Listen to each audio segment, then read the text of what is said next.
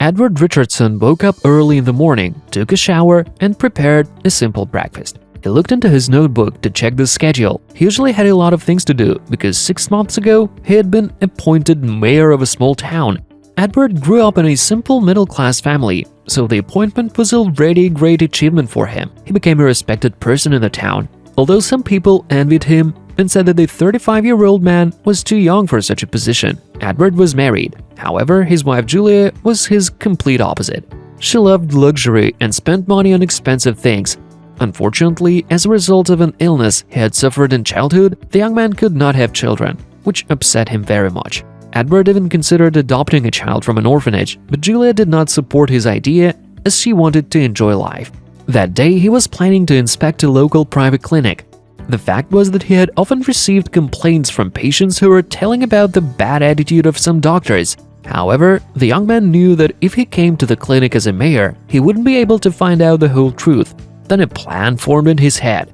After saying goodbye to his wife, he hurried to his friend who worked as a makeup artist at the local theater. As he was sitting in the chair, he was watching how Sam was turning him into a 70-year-old homeless man. The friend also gave Edward old, worn clothes to complete his look. After the transformation had been finished, the young man went to the hospital. Entering the building, he resolutely went to the front desk. "You probably made a mistake. This is a private clinic, not a homeless shelter," the receptionist said rudely. "Hello, ma'am.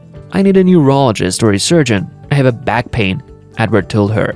The girl didn't answer and just shrugged her shoulders. Then Edward decided to take everything into his own hands. He found the surgeon's office and entered it. The doctor was not there, and the young man decided to wait for him. As he was sitting in his office, he noticed a stack of case history files. Suddenly, he saw his wife's name among them. When Edward opened the folder, he was very surprised.